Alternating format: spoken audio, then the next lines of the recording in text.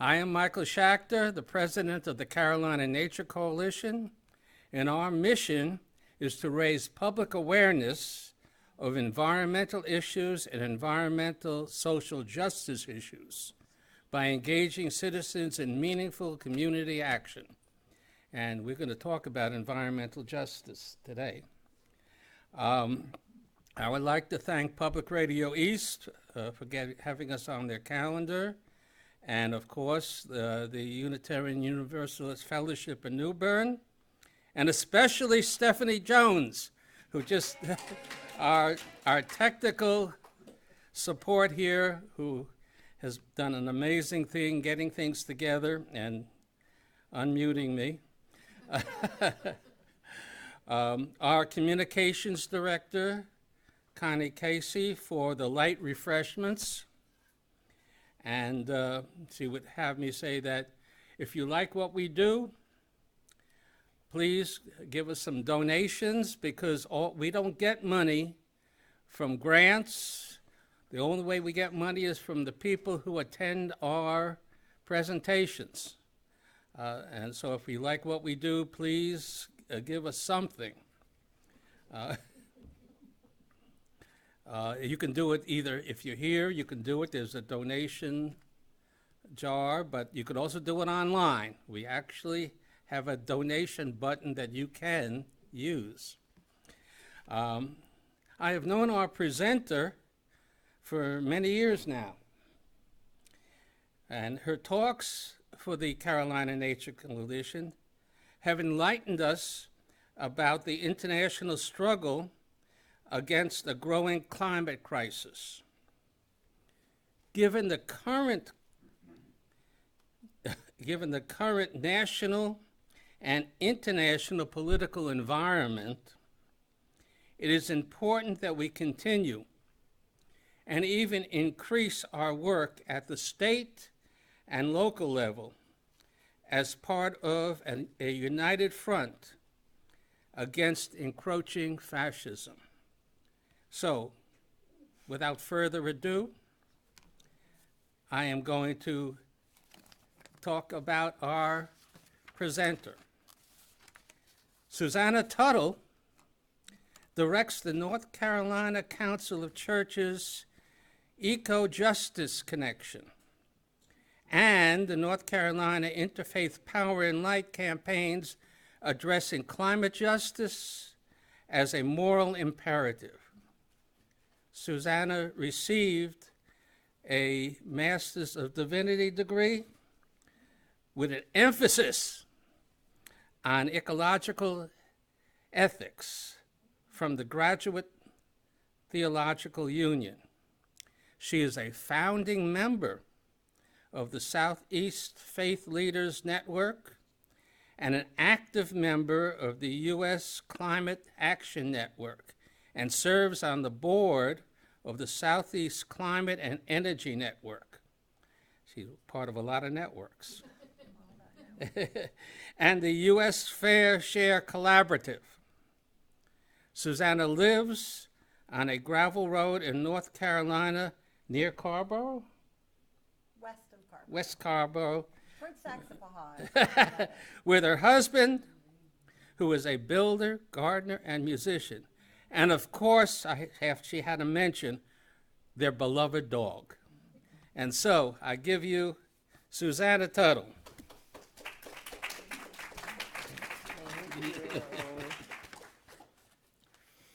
Well, thank you so much. It's so good to be here in New Bern.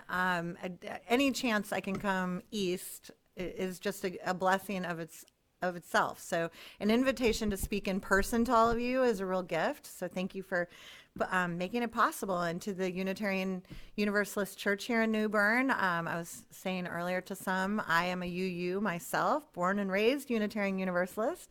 I grew up in the First Unitarian Church of Milwaukee, right downtown in Milwaukee, Wisconsin, and am very grateful that I got to be a graduate of Starr King School for the Ministry, one of two solely Unitarian churches or seminaries in the country. And this one is a part of the Graduate Theological Union, which is comprised of 10 different seminaries. I, as Michael said, was very interested in studying ecological ethics from a place of faith and looking at world's religious traditions, and trying to understand how we have become so disconnected as a human species to the interdependent web of existence. And I think it's through our stories that we do or do not connect, and particularly through a religious lens of how our societies have been constructed relative to the economies that we now considerably so recognize are forming the construct of the world in which we live, and where our values are connected there. So tonight, I admit, it's been a hell of a month.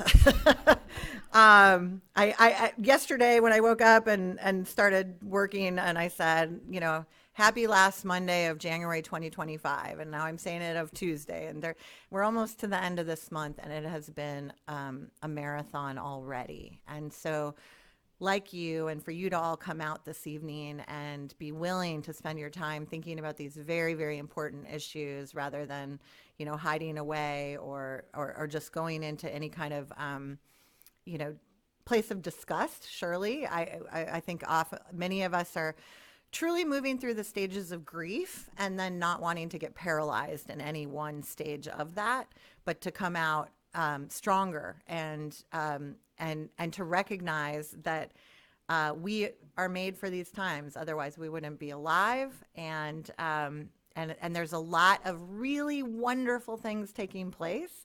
So those of us that identify as people of faith and conscience, because we recognize that lots of people have different ways to talk about how they believe they fit into the cosmos and the galaxies, and relative to our own planet here, that people that care, I like to just make it that clear. If you really care about the people and places that we love, then this is a time to consider how we're going to move forward. So my MacBook was not working with the technology here. So Stephanie has my MacBook back there, and I'm so grateful. And we're going to do some moving through slides. Is it a salami and cheese sandwich? Yes, it is, Penny. I can hear you. I'm going to be staying with Penny and Mark after this, so I will be sure to talk to them about their salami and cheese sandwiches. But just kidding. No. So I am going to, but as I said, even coming into tonight, and Michael and I had talked about this before the end of the year, and just wanting to come and connect with all of you so that we can be stronger together. As a director of a statewide program, I often feel disconnected to local and regional initiatives, but this particular Carolina Nature Collaborative is something that is very near and dear to my heart. So I hope that this is the beginning of many conversations throughout the year. And if my presentation tonight seems a little discombobulated, it's partially because we're in a place of discombobulation. So even to know what to put together has been really challenging. And so I kind of merged two presentations that now we're going to help walk through. But the theory behind what Michael and I talked about prior to to even the holidays coming at the end of the year was the importance of moving forward at every level. And we think about the climate movement, we think about the labor movement, we think about healthcare initiatives, we think about I have some gun locks here, for example, that we have a gun violence prevention program with the North Carolina Council of Churches. We are really good in progressive communities on touching maybe every issue. Not every single person touches a single issue, but our communities that care, creating that culture of care, are connected somehow to everything that we care about. And so when we're thinking locally and community-based, relative to what level of impact we want to make and must make, it is that international solidarity connection that I want to hopefully help inspire, if you don't already have it, or a context of how to have it relative to what you care about, and then vice versa, how we bring the local issues to the forefront of the global conversation. So I guess we can go into the first slide if that's possible. and I'll start at the beginning as best I can. There we are. So you saw in the promo for this event this evening, and I don't know how many people are online. Are there a few folks online? Great, wonderful. Nice. Thank you for joining us online. I'm always very sensitive to hybrid events. I think it's a wonderful opportunity for us to reach more people that way, and I just appreciate. I know it's always harder to participate in an in-person event when you're online, but welcome. I looked back at my notes, and I actually gave a fair share presentation right after the climate negotiations that took place in Glasgow in 2021. And I did not attend in person. I was planning on attending, but of course we were in the middle of the pandemic, and I'm really glad I didn't go because it turned out to be somewhat of a disaster relative to many people traveled all that way. And then they decided to do most things virtual, so people sat in their Airbnbs and hotels rather than getting to be in there. So that said, getting to be a part of the international conversation, but to serve as a communicator domestically here in the U.S. And really think about when these big international meetings happen, how do we communicate to ourselves internally? And if only the people over there are doing the work, then there's a whole missed opportunity. So that was the first year that I got involved in following the United Nations framework on climate change, the UNFCCC arm of the United Nations that holds these international climate negotiations. And just to get us up to speed, to where we are today. How many people are familiar with the Paris Agreement? Have you heard those words? Yes, and so that agreement was the largest international agreement that had ever happened on planet Earth. And as someone who wanted to go to seminary and think globally, and really expand my consciousness relative to the human experience. It's such a unique moment, again, to have been alive when, for the first time ever, the most countries, and when we say countries, the context of this whole colonialist kind of mindset of how we navigate planet Earth relative to these so-called borders, but the most nations or groups of people ever came to a collective agreement that we needed to limit global warming to 1.5 degrees Celsius. At that time, we were on a trajectory, and we still are. And sadly, here 10 years later, 2023, we already reached 1.6 degrees. So we have already blown past, at least, and it's only trajectorying up towards cataclysmic impending climate change that we can't fully understand, but obviously there's enough of it that we've seen of the impacts of how it's going to increasingly get worse and more regular. And so lots of people have known that for a long time. As I mentioned, the first time I spoke with you in 2021, that was the Conference of Parties, or the COP, of the 26th COP, and we're about to lead into the 30th, which will take place in Brazil in the Amazon, which is very, very significant this coming November. So I'll get back to that, but to that global goal where people of the public sector, which is named as government, the private sector, which is the business community, essentially anything that's privately engaged in these spaces, and then what we refer to as civil society on the globe. Those are the three pillars of the United Nations.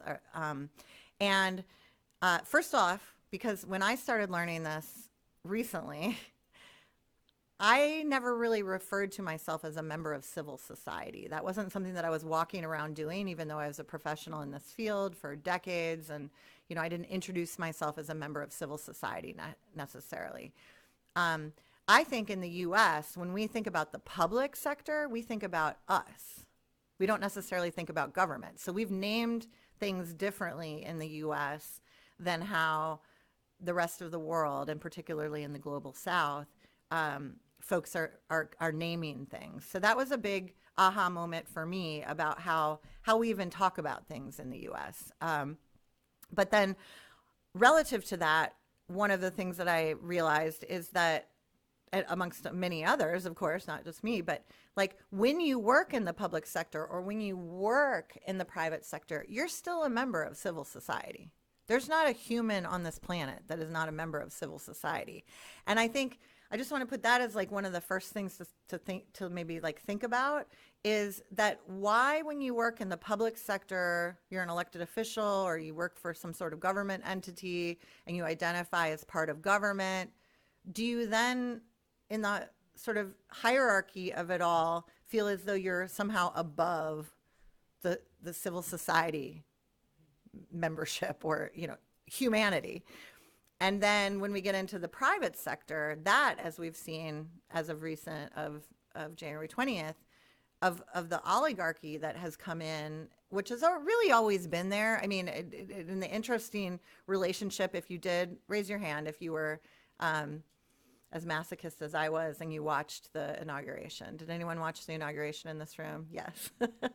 So I couldn't not watch because for me, I just have to process in my own way. And I think what was so significant about what has happened in this country that we've been leading up to for a very, very, very long time has been if you looked at the powers that were in the Capitol that day and you heard from the public sector, the government, and in this case, a named dictator wanting to be king, right?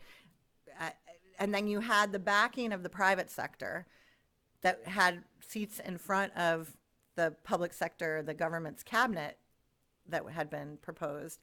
But then when you had the faith leaders come in, and this is something that I want to connect back to, I think where I am at and trying to process the role that we play as civil society, sectors among sectors among sectors, because civil society does sort of inherently break itself into communities that are named, and the faith community is one of those.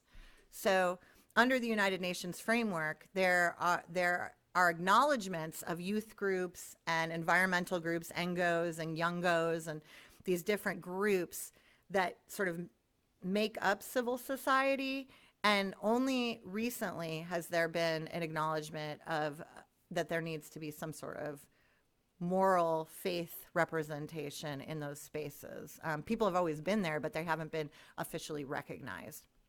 So back to the Paris Agreement, because it's relevant as of this month in the US. It always should be relevant, but it's specifically relevant. The fact that all of these countries, through these different sectors, came to a single goal to limit global warming emissions to 1.5 degrees Celsius. So the temperature could not surpass that amount.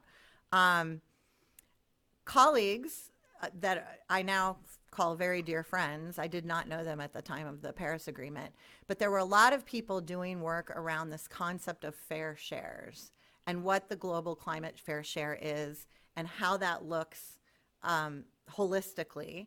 And so when the Paris Agreement was passed or agreed upon, these people who had been studying it from a data collection, all the things, money, all the things that they were doing the analysis around, went to the United Nations and said, would you like us to do a fair share analysis for each of the countries so that we can figure out how we're going to meet that goal relative to the carbon reductions that needed to take place domestically for all the countries that agreed on the goal. And the United Nations said, no, thank you. We're barely holding on as a thread right now. The last thing we want to do is pit countries together, against each other and say this country has, essentially, what did they not want to talk about? Reparations.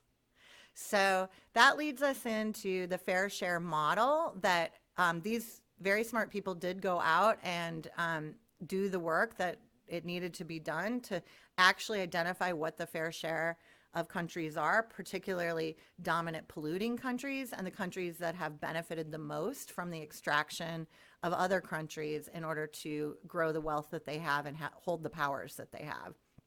And just today, and I don't know if we'll even get a chance to get there, but I can send you all of these PowerPoints, and we could do a online thing that I could walk folks through if they're really interested in the weeds of all of this. But when we think back to the Industrial Revolution, which really is globally about 250 years old, and in this country, it was interesting. Did anyone hear on NPR this morning on Morning Edition? They did. Now that we're at the 25th year of the 21st century, they looked back at what was happening in the first 25 years of the 20th century, and it was a fascinating overview to think about what has happened in the last 100 years relative to the industrial society that we live in, and what we're trying to undo or redo relative to carbon emissions and so many other things with regards to technology as well. So I'm off track because I don't have any slides. So let's get back to that. So the why. So back to the 3 pillars. I love this because as a person of faith, I feel as though there's always everything in the series of 3s. So I mentioned the private sector, the public sector, and civil society relative to the construct of the United Nations. These are the 3 pillars of fair share. So you look at overall historical responsibility. The United States, as it says, has released more carbon emissions than any other country over the course of time. And I loved it because a child that I was talking to about fair shares, and we were trying to do a fair shares campaign for their Sunday school program, and he said, does that mean that the very first T model car, I guess maybe their family was into these T models, but he was aware of a T model car, and I'm thinking back 100 years, right, for the US, those emissions are still in the atmosphere? And I said, oh yeah, and every other car you see, like every single car you've ever seen in your entire life, those are out there. So when you think relative to just the scope of historic responsibility, the US has the largest historic responsibility to address this problem. We've released the most emissions, and even though China is higher, because everybody always wants to know in comparison, and India is coming up as well, if you look proportionally by the population, those are how some of the calculations are made. So then you have the capacity to pay, the financial capacity. So we know, because we saw it in full force at the inauguration, that we have a lot of wealthy people in this country. And the part that I love about this is because I work predominantly in communities that do not have access to an enormous amount of wealth. Even the congregations that I work with, because of the layers of progressivity that they have, it's interesting. When we were doing divestment campaigns many moons ago, to move monies out of in endowments and in pensions, my individual congregations across North Carolina that I work with the most closely with do not have those. So it was like a conversation that we recognized that we feel a couple of arms length away from the extreme wealth that is accountable for this, and yet we probably all remember the what was it, Wall Street? Gosh, what were we doing with Wall Street? The 1% campaign. We did Occupy Wall Street. Occupy Wall Street. There were a lot of good things that came out of that campaign. I think there was a lot of education that came out of that campaign, but it did not have the intended outcomes that they had hoped. And it actually put people that have amassed a tremendous amount of wealth into kind of a category that almost provided a protective bubble, insular, sort of what were we asking them to do that was good? And so that's a lot of what I'm interested in relative to this, because we did on the capacity to pay, there has been some analysis about the pledges that religious institutions made globally on the global scale relative to divestment. So the big Episcopal Church, the big Methodist Church, I'm currently working on developing a campaign to ask Pope Francis, while he is still alive, because he's growing old and ill, and we're not going to all live forever. And this summer in June, it will be the 10th anniversary of the Laudato Si encyclical on the environment. And I do believe that he could make a statement that would be dramatic enough as a type of pledge from the Catholic Church to move some money into some places that could be really, really helpful. So it's about appealing to folks that have generated and amassed a large amount of wealth to do something good with that money. And there are a lot of progressive people out there that I think just don't know what it is that they're supposed to do with it. And to point, I thought it was fascinating this past summer that a candidate for, presidency, in a very short amount of time, it was 3 weeks, that Kamala Harris was able to raise $1 billion. And so we're not thinking about our money very smartly right now in communities that maybe have access to financial resources and the capacity to pay for things. So we are looking at how we inspire folks that have access to resources to think about their fair share and the capacity to pay and become involved in a fair shares campaign so that they can be not just kind of throwing money down, the political drain at this point. So finally on that slide, the last thing was it's the right thing to do. As a designated leading democracy on planet Earth, the United States, if we actually understand what our historical responsibility is and we recognize that we have enough people in this country to actually pay for it, then we should do it. And the rest of us should get by the people that can pay for it and help them do it and inspire them and support them and encourage them. And so that's a lot of the campaign areas that I'm working on right now relative to the international solidarity. And let's just flip through the other slides real quick because they're too complicated to get into right now. But I do want you to see what that U.S. climate fair share is so that you can, when I say discombobulated, it's a lot because, and Michael mentioned that I'm a very active member in the U.S. Climate Action Network. The U.S. Climate Action Network is the largest network of climate groups in the whole country. There's over 190 organizations that are a part of US CAN, and I'll send Michael the link to it again so you can take a look at it. You could become a member too, which would be really exciting because it will attract funding to your work because you're part of this larger net weaving network. But as I mentioned, the people that had been working on fair shares for a long time that did the analysis and put historical responsibility numbers in together with capacity to pay. If you go to the next slide, it is 70% emission reductions. And these numbers are old now because we didn't do anything. We haven't done anything. And even under a recent presidential administration, we became the largest liquid natural gas exporter in the world. We're drilling like crazy.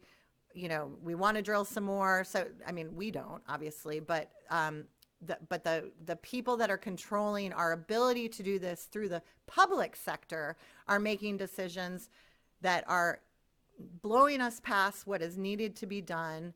And the private sector is helping financially resource them currently so that we're up to 80% requirement that we need to reduce at home. And then that 125% additional amount of carbon reductions that we are responsible for is where it gets really mind-blowing, but also truthful. So countries that have produced the least amount of emissions and are being directly impacted by climate change should not have to pay for their ability to get onto a new clean energy future.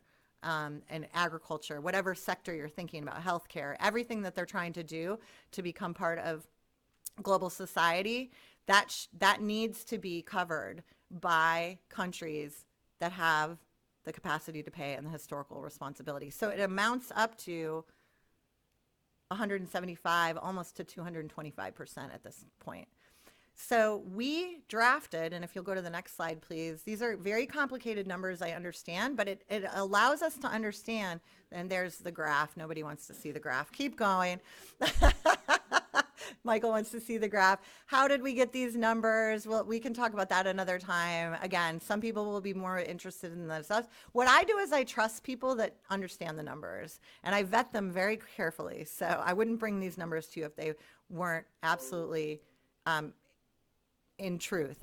And the numbers keep changing. Like we said, the numbers as we go year by year, these numbers get bigger every year we have inaction.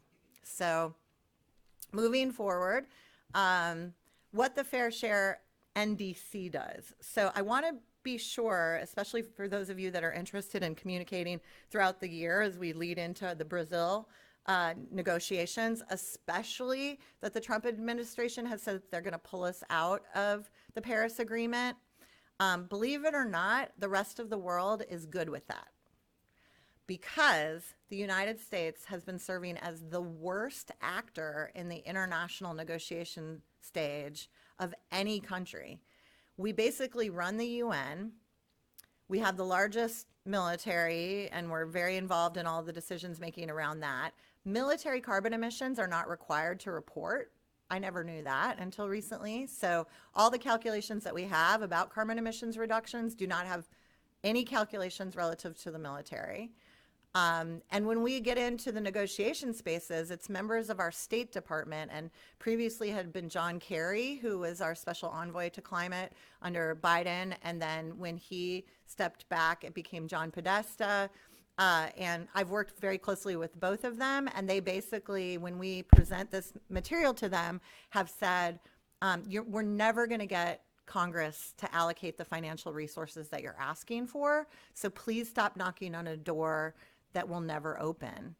And then my response back has been, then please help be a champion on fair shares so that we can pivot and move to the private sector and civil society sector. And I referenced back to the religious pledges that had been made during those big campaigns that many young people were leading about moving, divesting out of fossil fuel investments. And the collective pledge made by religious institutions globally was $57 trillion. So there's a pot of pledged money out there that could move into paying for what is needed, not only what is possible, but what is needed to reduce the carbon emissions we need to globally. And it's a whole new way of thinking about charity and charitable organizations and what we actually truly invest in. So then I'm getting ahead of myself, and I don't want to just talk the whole time, but I told Michael I could talk forever. So, but I want to make sure that we have time for conversation. So NDC, I've talked a little bit about what fair shares is. An NDC is a nationally determined contribution. So that was the key crux of the Paris Agreement, is that when they all said we're going to collectively limit global warming to this goal setting level, then we're going to come around every couple of years, and each of the countries is going to write out what their contribution is going to be towards that goal. And then they're going to do something, the UN and collectively the countries are going to come together and do something what is called the global stock take. So we're going to calculate up all the contributions and see how close we are to our goal. And so the US has consistently come out so far below what we know is needed and required through historical responsibility and our capacity to pay, that there's just no roadmap on how to even get to that goal, because if the US won't do our fair share, then why would any other country, if we have the biggest piece of the puzzle to hold on to and to solve. So the nationally determined contribution is the documentation of how we get to the goals. And as I said, we have not been showing up in these international spaces with a right-sized contribution. And the global south countries that have organized themselves, you might have heard in the news or other contexts, relative to the G77. Those are 77 small countries, many of them island nations, that are collectively working together to increase their negotiation power, because they can't negotiate for themselves, but they are negotiating together. And the fact that the last negotiation conference happened in Azerbaijan this past year. The year before that was Dubai. The year before that was Egypt. I did have the opportunity to go to both the Dubai and Egyptian negotiations. but those are not the places on the planet where we should be having this conversation for so many reasons. And they've really been turning, with the U.S. really being a part of leading that, along with Russia and a couple of other, very powerful nations, all of the oil-rich nations in the Saudi area, of bringing people together and having all of these private sector meetings, negotiating trade agreements, figuring out, who's going to take what, who's going to drill what, who's going to buy what. And so the negotiations have just gotten totally off the rails. And there is a huge call by civil society internationally now for the fact that it gets to be in Brazil this year, because it rotates around the continents. And this year it's time for it to be in South America, and Brazil was selected. And this is a very different culture than having be in the Middle East for the last 3 years. And there is an opportunity here for civil society to take back our power over the private sector and the public sector relative to governments that are not working on our behalf. So this is what the Fair Share NDC should do. We published a Fair Share NDC. We've worked really hard, and I am happy to email any of you a copy. This document is very complex in that it covers a paragraph or two about almost every sector in society that makes up how transportation, agriculture, all the things, healthcare that I was talking about, to electrify, whatever you're interested in, it is in here. And this is our North Star now on how to get there. And this was presented to the Biden administration, and there are a lot of people that liked it, but they recognize that there is no political will necessarily to move it from the public sector, from the government. So we're in this gap period. I'm hopefully sharing that there is some inspiration that is taking place right now in this opening, so that we can work with our brothers and sisters globally and not have our government shut down our voices when we are in these spaces. And then just really quickly, I know now it came back onto my face here, but I wanted to just let you know what happened today while I was driving here, and I had to pull over and be in a meeting. So if it goes to the next slide, there's a brand new campaign. We're not going to watch the video because it'll be too complicated and we don't have time, but it's only 4.5 minutes, and it completely explains Climate Fair Share in a cartoon model around puzzle pieces. Reverend Michael Malcolm, who is an environmental justice pastor based out of Birmingham, Alabama, and the founder of the People's Justice Council, narrates it. It's fabulous. I helped to write the script, so I'm very happy with it, but I'll share that with all of you. But if you go to the next slide. So today we did a pitch, and I'm so excited to share this with you. We've been thinking about how to develop a campaign around that uses the Fair Share's values-based framework as the touchstone for all decisions made moving forward in every organizing space in every sector. So I referenced before, we at the Council of Churches, of which I'm on staff, we have an opioid epidemic. We have a mental health program. We have gun violence prevention. We work on the minimum wage upgrade. We've helped get Medicaid expansion passed. I mean, there's nothing that we don't work on really, but they feel very siloized. And it attracts a particular person who's interested in a particular issue area. And what we're trying to do with the Shift Us campaign is shift the entire United States towards a new way of being. So that's a big thing to ask for. And as we just go through, and again, you can click slide. This is our leadership team from all over the country. We all presented on this funders pitch today.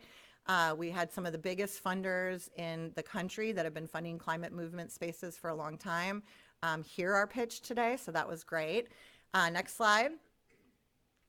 This is where we are today. I've already given the reference point around the fair shares. Next slide. Where we need to be by 2035, so those fair share numbers I already gave you, is essentially more than 2 countries worth of carbon emissions that need to be reduced that we are accountable for in the United States. So next slide. And we're just laying the land for the funders because the philanthropy world doesn't always understand, what is happening on the ground. And these are some examples of the different sectors, mitigation and finance, why it actually does come down to who's going to pay for this, which is something that a lot of climate activists don't like to talk about.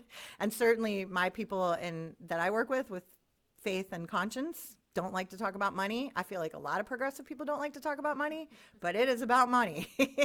Next slide.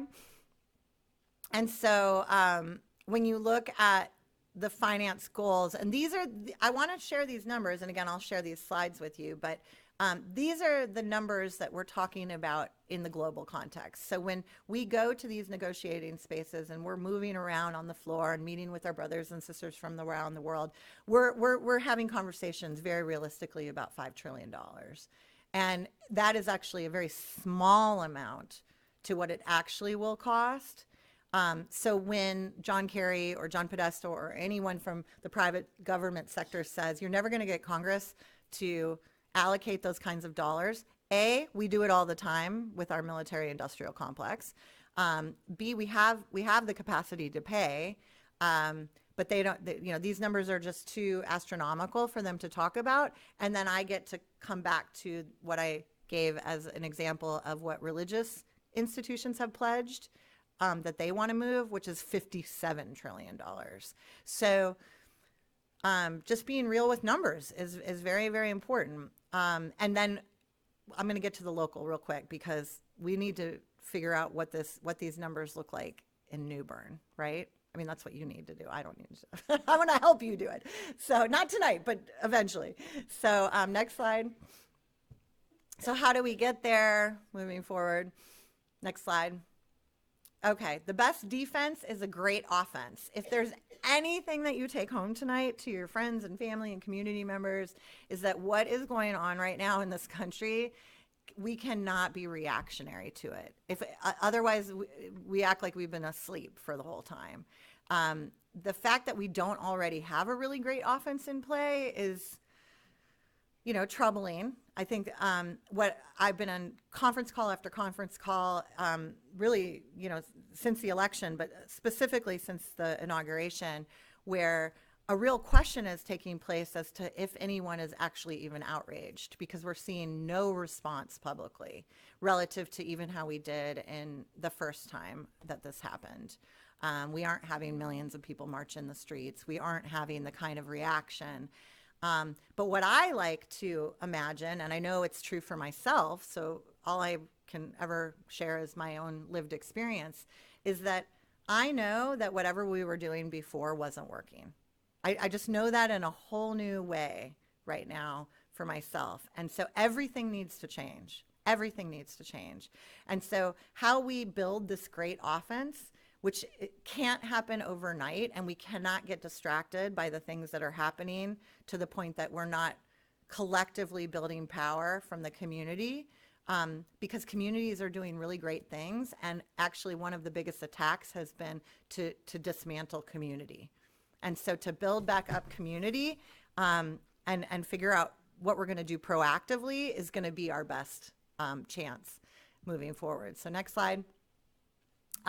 Narrative, culture, community actions. That's where you all come in. You're doing that with your own collaborative. Next slide.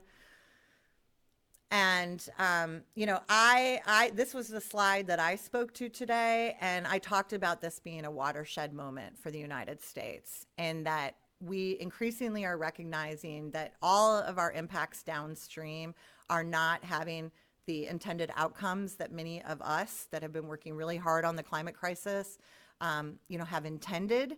And rather than feeling overtaken by the fact that, someone who I don't have a right relationship with in this current administration would say that they're pulling out of the Paris Agreement, for those of us to get on offense around that rather than on defense on that has been where I've found the most hope in these last couple of days. And that this big tent, it's really hard to think about what the world can look like until we start actually thinking about it all the time and trying to live into it. And that's where I'm seeing the youth movements and folks that are just like, we're not going to do this anymore. We're going to do something else.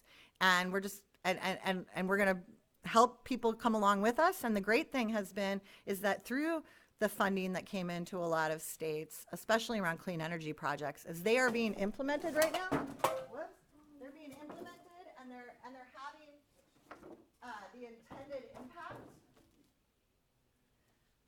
So all of the applications that went into the EPA community change grants that are being implemented, they're doing what it is that we wanted them to do.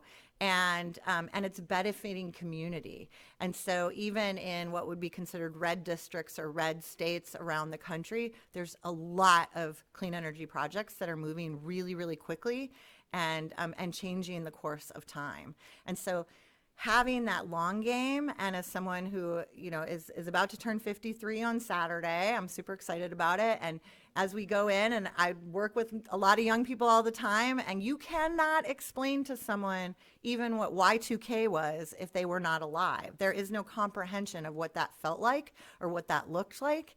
And you all, some of you, not all, like, you know, as far as these things, and I mean, I didn't have this growing up. I mean, there's just the possibilities are limitless if we can get super creative about what the world can look like. And so this is the world we want. So if you'll just go to the next slide, and I'm almost done, I promise.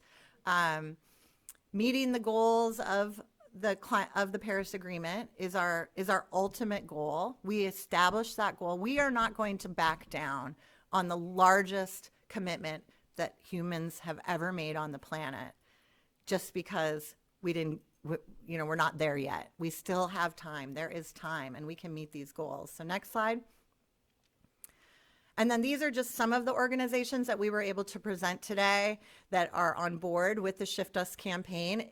As far as I'm aware, in my 30 years of doing this work, it's the largest collaborative that we've ever seen that are all committed to basing whatever it is that we do. You know, we're all going to have our different strategies. We're all going to have our different sectors, but fair shares is the North Star. It is the touchstone values-based framework for which to do the analysis of if we're actually going to get to where we need to go. And so that was very impressive to the funders. And then last slide, I believe it's the last slide. How much did we ask for? $50 million today. It was the biggest ask I've ever made in my life.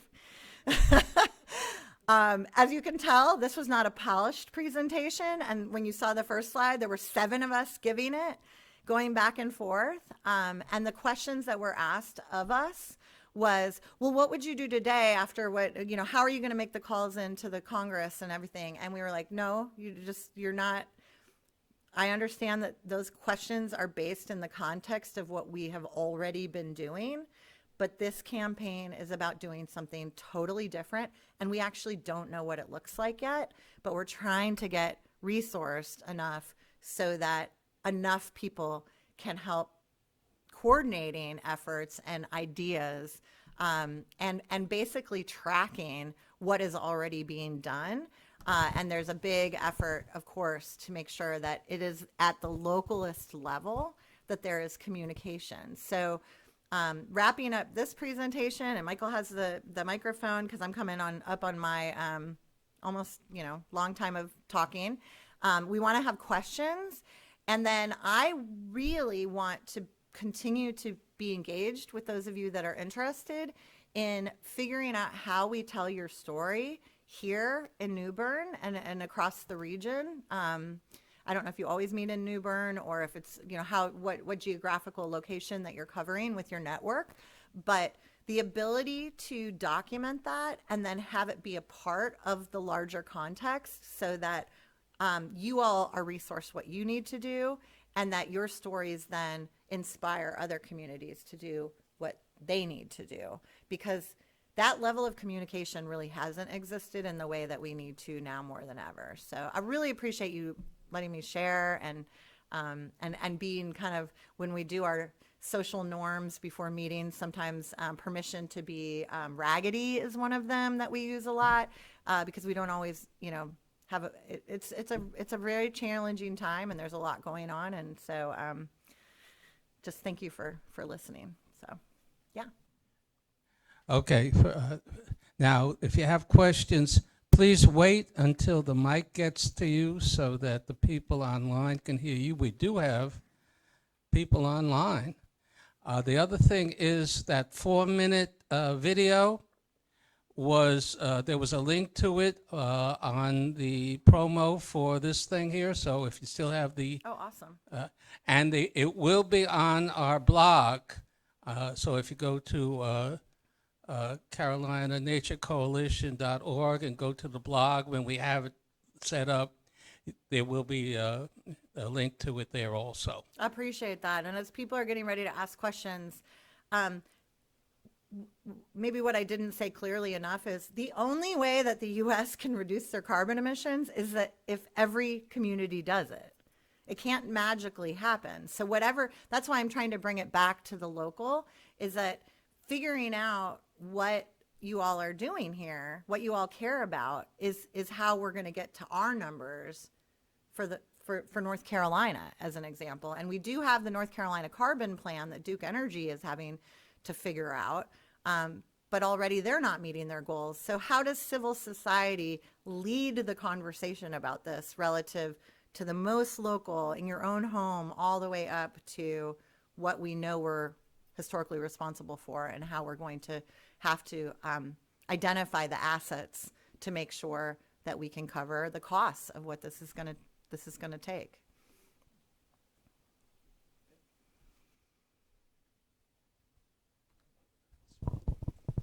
Hi, my name's Ed Toth. More comments than questions, because I have extensive knowledge of East Africa particularly, but Africa and in general. Two things. One, in our country, in order to reach your goal, it has to be that people have to be committed to reduce their standard of living. And people are not willing to do that. People have to go into the store and not buy Kia furniture, I guess it's Kia, whatever it's called, because that's cutting down tropical forests. You don't buy things from Pakistan because that's child labor. So we don't do that. We're oblivious of it all, and we still drive big vehicles to consume products. That's our side that's the problem. All true. And you can see that from the economy. Secondly is, I think you're not putting enough emphasis on the blame of developing countries. They're not victims. They're part of the process. East Africa, 70% of their fuel consumption is charcoal and wood. So what they're doing is deforesting. It's not being sent to China. It's not being sent. It's being sent to Saudi Arabia and countries that are like Dubai that are having these great conferences. So if we're going to address the problem, we can't put them into the poor people position, or that they're being overtaken by corporate greed. They themselves are doing it to themselves in the decisions they make. And so we have to respect the fact that they are decision makers, and it's not neocolonialism. And it sounds like what you're projecting is almost neocolonialism. We'll take care of these poor people. No, they have to take care of themselves first. That's really interesting. I appreciate your perspective, of course. And actually, I didn't go into this today, but there is a movement when you look at if you have a carbon budget, for example, if everybody has a carbon budget, we've blown our budget, like, with the numbers, those are all true numbers. But there is a movement at the international level for each of the countries that have not gotten to benefit from blowing their carbon budget, that they can and should be able to do it. And that's both terrifying, and there is justification to that, right? So we, and I probably all of us in this room have been beneficiaries of the way in which our society has developed, right? Like we have benefited from that. We can obviously admit that. And so the argument against that, or to match that per se, would be that every human has the right to be able to experience what we experience, however it takes to get there. So back to the equitable and just transition that needs to happen everywhere is that the reason that they're deforesting and hurting themselves ultimately and the planet and the ecosystem around it is because they don't have access to the capital in order to actually transition in a renewable way. No one wants to be cutting down trees for fuel. Well, some people do because they make a lot of money off of it. But at least the people that I'm working with across civil society globally recognizes that this is not an ideal situation, and it is not the global North's place to make any judgment about how any country is existing right now. We actually, so I agree with you. It's a little bit of a different framing there. But then I did just want to reference, we work very closely with Drawdown. And so some of you might be familiar with the Drawdown resources. A book came out a couple of years ago, and I'd be happy to introduce it to you if you're not familiar with it. But it does give you all of the different ways, everything you just checked off of what we should not be doing as far as our consumerism. And I do think the Pope's Laudato Si, the encyclical, was very clear that capitalism actually is the source, and the way in which we move goods around this planet and consume is the problem. But Drawdown is about ready to completely revamp all of their resources relative to include policy in them as well, which will be very interesting. So I'll keep you updated on that. But thank you so much for those comments. All right, good evening. Good evening. All right, yes, I know you say a good defense is a good offense, but do they have any grants? Because since that you're trying to prevent things from happening, the climate change and stuff, are there grants available to the project? So thank you for that question, because I'm talking so much about money, right? And Michael opened up with like even putting on an event like this. Time is money. So the whole world of philanthropy that has been invested in making a difference around climate change has missed the target. And so that's, I think, what's so interesting about the Shift Us campaign right now is it really is begging all of us to shift. So again, probably everybody in here has been involved in some sort of campaign or another, that maybe you have a small win over here or you have a big win at the community level, but relative to,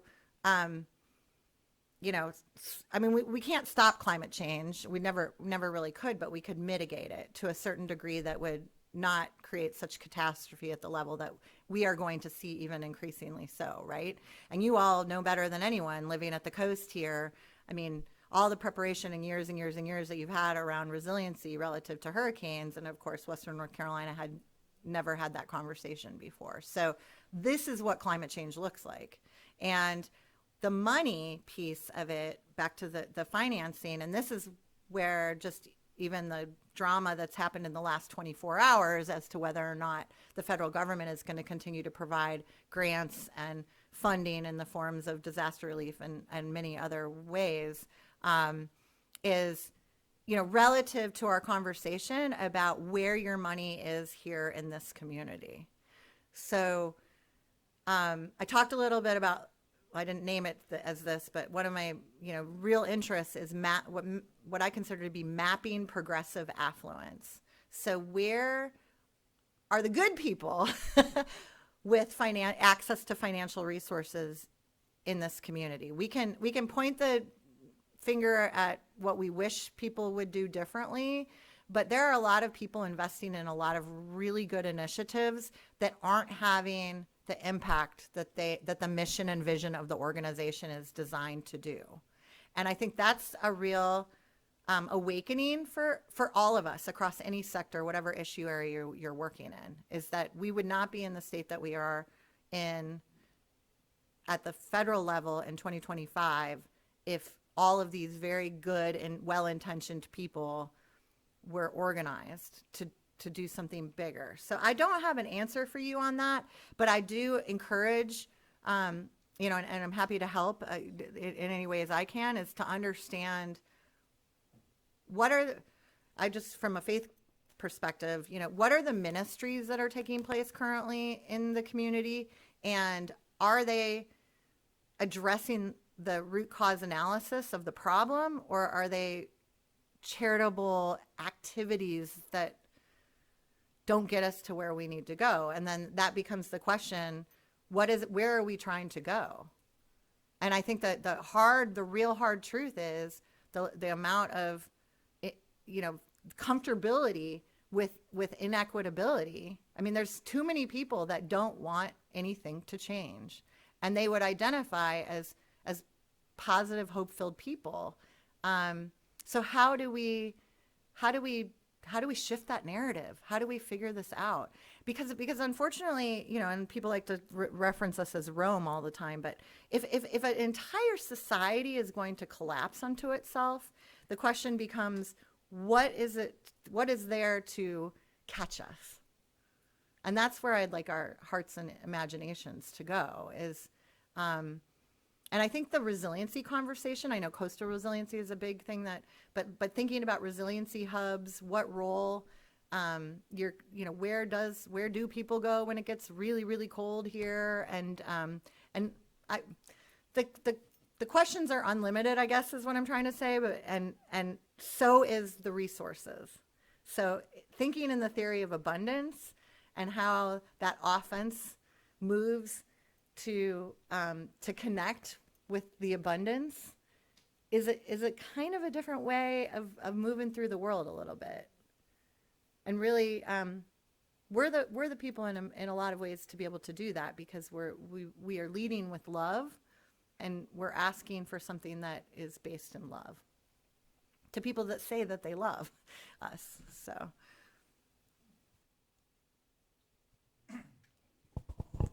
Robert Stolar, you are a somewhat recent graduate of a seminary, and there's an idea that's been bandying about my head for decades, is my understanding of the Pentateuch, and that that we should have dominion over the planet. But the problem with the Jewish language, it has no vowels, so it's pretty hard to understand what they meant. And it's been said that we should have a stewardship over the planet and not a dominion. So if we were to simply rewrite the St. James Bible, Simply. King James Bible, and put stewardship of the planet instead of dominion, and get changing people's minds as to why they're actually on this planet. Now, that's only going to do the Christians, and that, and we get fewer and fewer of those all the time, but at least it would be in print. There are actually a lot of reinterpretations of the Bible that have been written, which is really good. If and when anybody wants to go to seminary, you still have time. And I graduated in over 20 years ago, so it has been a long time. But when I did go to the Graduate Theological Union to study ecological ethics, none of the seminaries were using the language of creation care. So it is a new movement space within theological study to really do that analysis from all the major religions of at what point were we misinterpreting our tenets of our faith through our scriptures, through our literatures, through our storytelling, and that's the beginning. I mean, literally, with that was my sort of initial quest of wanting to go to seminary myself. Is I just couldn't figure out as a 20-year-old why most of the people that I was interacting with did not feel connected to the earth, or didn't even want to spend a lot of time in natural settings. And that was, in the late 80s and early 90s, I think a great shift happened at that time. And those of you that are familiar with Thomas Berry's work and what he was doing around the great work, and he coined the term ecozoic or ecozoic, the next era of geobiological time. He said we have two paths that we can go down, and we can either go down the Technozoic era or the Ecozoic era. And it feels as though we have chosen the Technozoic era. I mean, and there's when I say we have chosen, we've been dragged along. And I think it's worrisome in some ways. I mean, a big conversation that might be happening in your households is whether to stay on Facebook or get off Facebook, right? And so we're sort of left, again, back to that, the best, strategy is offense versus defense, is that we're spending a lot of time in these constructs that we didn't create, certainly, but also the question that I ask folks when they ask me that question is, like, why would you get off Facebook? Because what do you think impact that's going to have relative to how we need to focus on community right now? Is it going to make it harder for you to be a part of your community? Are you going to have less activity to connect with folks? Because then that's probably not a good strategy unless you're just trying to isolate yourself, which is exactly the strategy that they're winning with that strategy, which is disenfranchising ourselves from each other. So just going on to a different platform is I think that's a real conversation, and Carolina Nature, collaboration would be a really interesting place of how you think and talk about our relationship to technology and what benefit it has. And if it's not benefiting us, we should stop using it. But if it does, what is it used for? And I think that that's where we're trying to talk about finances at this point, is there's enough of us that would like to just like completely wash away the global economic system. That is not happening. So let's get smart about it and use it to our advantage. And I hope, especially with the global South and the countries that can and should be in the driver's seat for what the future is going to look like in a lot of ways, because it's time to, that's fair share as well, as pass the talking stick. It's an interesting time to be involved in international work, for sure. There's a group here in New Bern, Faith Connection, which is several religious and church groups, and they also had Stewards of the Earth, they're actually working on activities for Earth Day and Earth Week. And so this might be very interesting. I was hoping more people from there would be here. But since this is being recorded, I'm sure that they could listen to this, and I will let them know. I like that because a lot of as I mentioned, earlier, some of you know me through my work with North Carolina Interfaith Power and Light, and that whole campaign nationally, which is repositioning itself to be locally led now. So our national entity has suspended its operations for a variety of reasons, primarily funding, but it's okay because all the work is really taking place at the local level. So, but that whole national network started relative to the power and light within us and our relationship to power and light. So one thing that folks don't often think about, and I didn't when I went to seminary, and I look back at all the times I walked in and out of spaces without turning off lights or even thinking about how the building was operating, generating power for this event tonight costs money. And so when green teams or a couple of members of a congregation or a community nonprofit will come to us and say, we want to get solar on our building, or we need to do energy efficiency retrofits and all of these things, but I can't, it's not sexy to solar is a little bit sexy, but but to get a new boiler for your building is not the most exciting thing to talk about. But then you realize that the community has not been having the conversation about how, in most cases, the utility bill is the largest expense for a community to be gathered around. So, but just very few people want to talk about that. So if there's a pastor or if there's a pushback to a group of people that really want to have that conversation about what it would take to get solar on their house of worship, I do a little bit of this. Do you want me to do the analysis of how much of your collection plate each week goes to paying your light bill? Because we can do the numbers. And then that's a different conversation.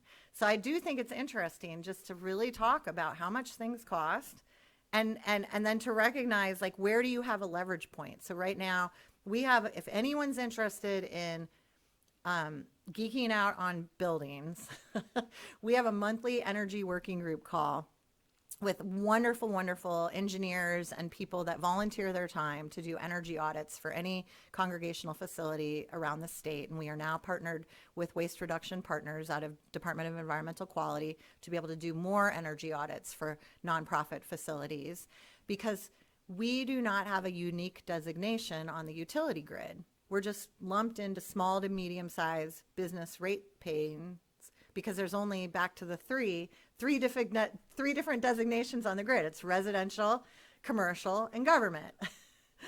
And so, as if there's not all these other facilities, predominantly nonprofits, of which all congregations exist as, that are also paying utility bills. And so how we redesign programs that meet the needs of the community, because any dollar spent from a faith community like this UU church here that they're having to pay for the utility bill does not go into helping their community. Yeah, just I like to think about it.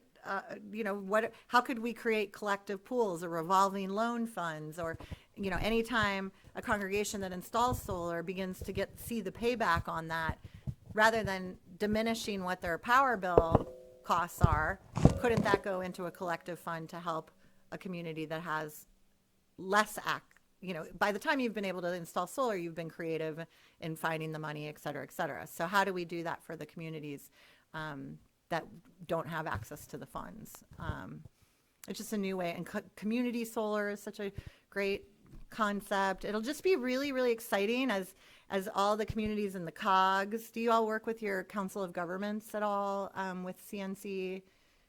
There's each of the councils of governments. The state has been divided, I think, into 9 different. I'll have to look back, but resiliency plans are being developed for every council of government in the state right now.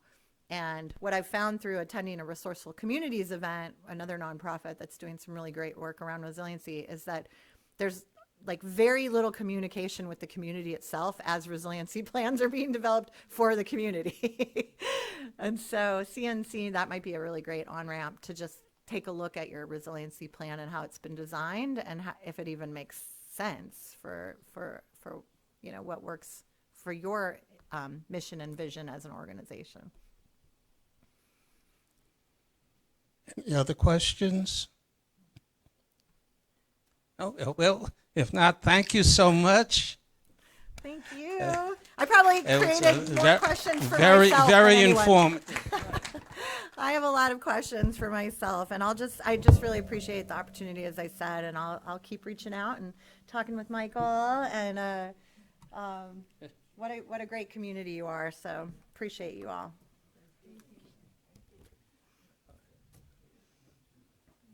And thank you to the people online. Okay, now, she talked about the facilities here. We do contribute financially to the facilities here. And so if you want to donate, there's a donate jar over there, which would help out if you like what we're doing. But also, if you're online, you can donate. There's a donate button. And just if people here have not signed in yet, please sign in. And I just want to thank you all for coming. And we will continue doing these type of presentations on different topics throughout the year, as we have been doing for over 10 years now.